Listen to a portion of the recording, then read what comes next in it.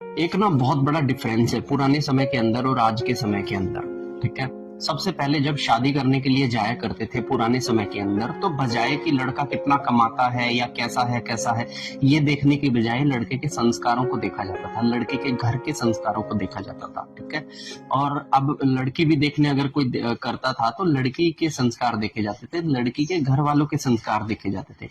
लेकिन जैसे जैसे टाइम आगे बढ़ा, लोगों को अपनी सहूलतें बहुत अच्छी लगने लगी, लोगों को बेनिफिट्स चाहिए थे, लोगों को फायदे चाहिए थे, है ना, मॉनेटरी लेवल पे लोगों को हाई स्टैंडर्ड चाहिए था। तो इन सब चीजों में जहां पर संस्कार देखने चाहिए, उन चीजों को हमने बचपने का नाम देकर छुपा दिया। और जहां पर हम लोगों को मतलब सही चीज देखनी थी, उसकी बजाय हम लोग क्या देखने लग गए, इनका घर कितना बड़ा है, इनके घर में कमरे कितने हैं, इनके पास गाड़ी कौन सी है, ये रेंटल पे रहते हैं या इनका खुद का मकान है, लड़का करता क्या है, लड़के की सैलरी कितनी है, लड़का पढ़ा लिखा कितना है, लड़के का बिजनेस कितना चलता है। तो जब हम इस टर्म से संस्कारों को देखने की बजाय जब हम स्टैंडर्ड हमारे मूव कर गए मॉनेटरी बेनिफिशियल्स पे, तो फिर इस तरह की शादी हमारी बिल्कुल भी वर्क नहीं करती। इवन आजकल हम लोग एस्ट्रोलॉजी का सहारा भी लेते हैं, तो इसलिए लेते हैं कि भविष्य में क्या इन दोनों की पार्टनर्स की जमेगी या नहीं जमेगी।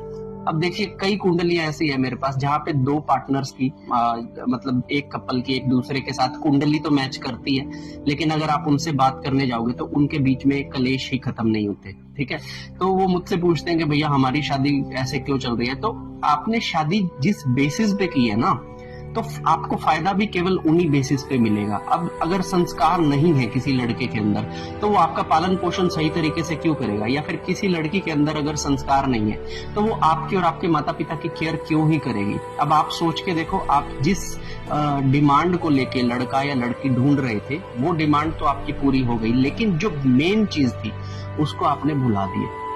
ठीक है, इवन आप एस्ट्रोलॉजी भी ये सोचकर देख रहे हैं 90% लोग, सामने वाले की तनख्वाह अच्छी है तो इसके साथ मेरा चार्ट मिला के देख लेते हैं बनती है या नहीं बनती। ये आपकी एस्ट्रोलॉजी का मतलब है।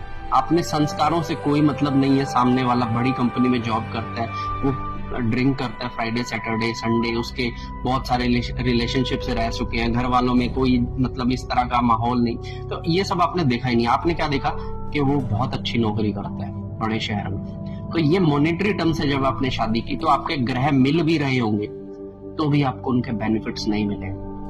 तो मैं आशा करता हूं कि आप लोग जब अपने पार्टनर को फाइंड आउट करें तो मॉनेटरी टर्म की बजाय संस्कारों को ज्यादा बेनिफिट्स देना, संस्कारों को वैल्यू देना।